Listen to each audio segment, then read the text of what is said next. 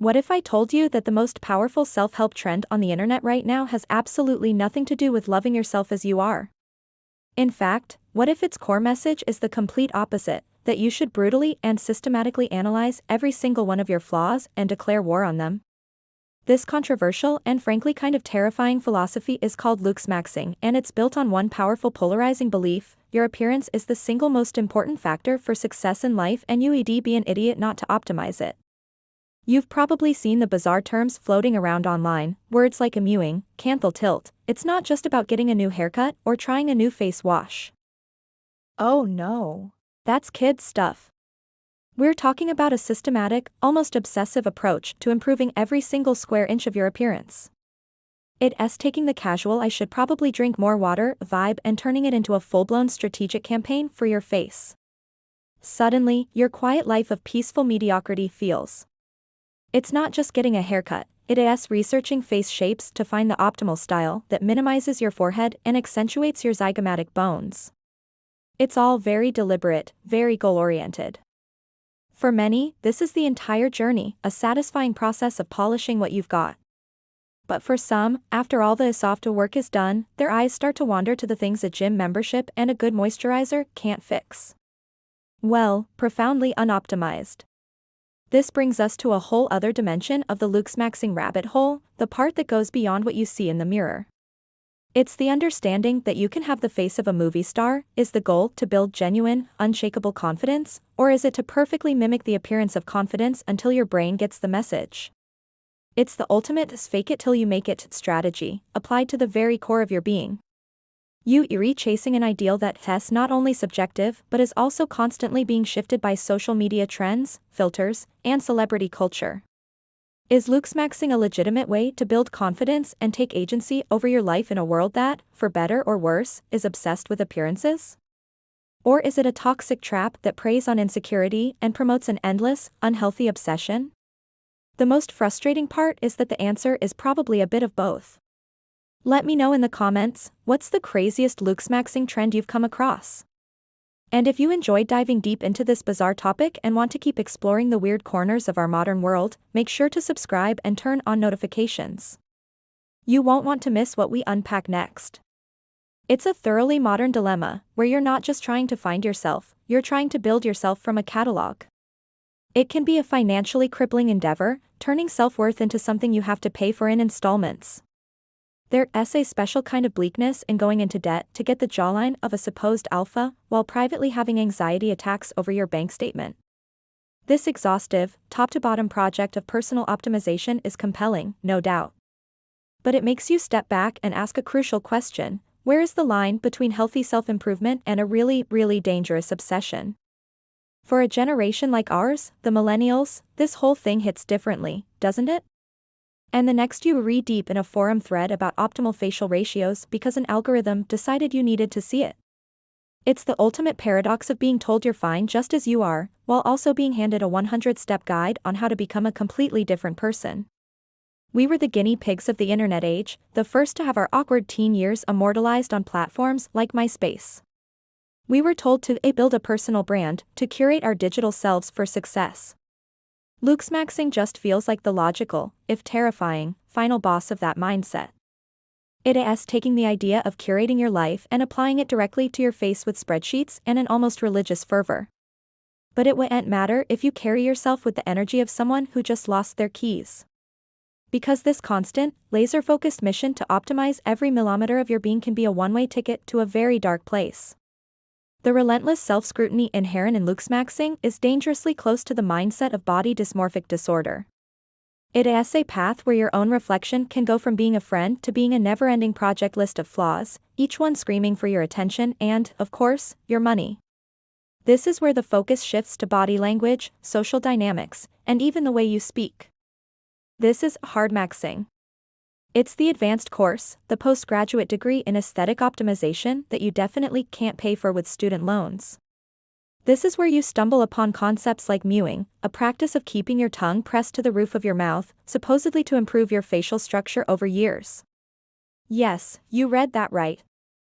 Beyond that, there are deep dives into cultivating a certain gaze, the infamous hunter eyes, vocal pitch exercises to make your voice more commanding, and learning how to use space like a seasoned CEO.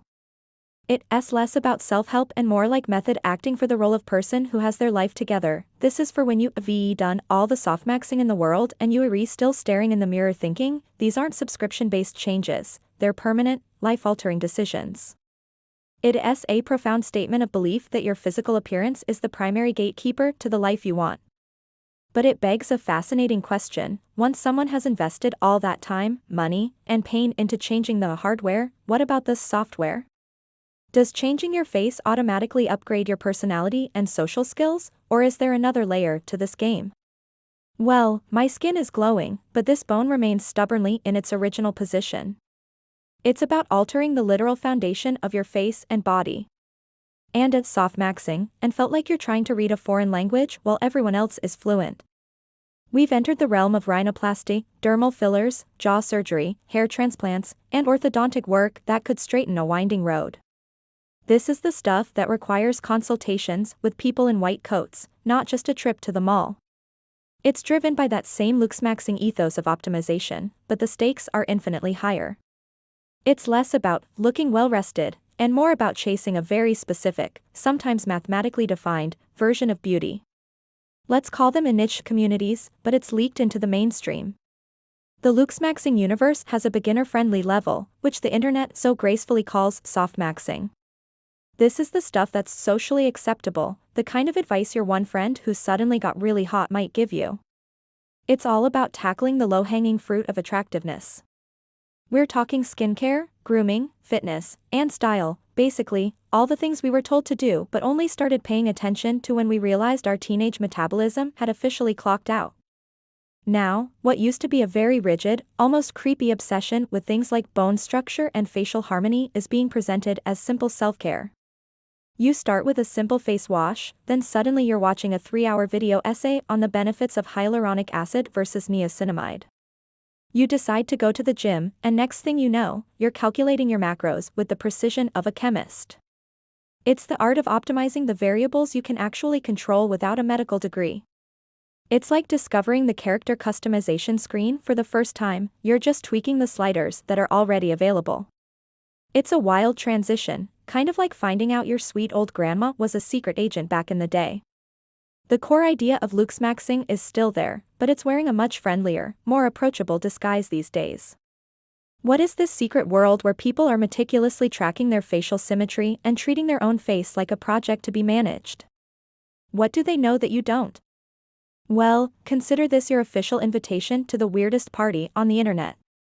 In this video, we're going to pull back the curtain on the entire strange, fascinating, and dangerous world of Looksmaxxing.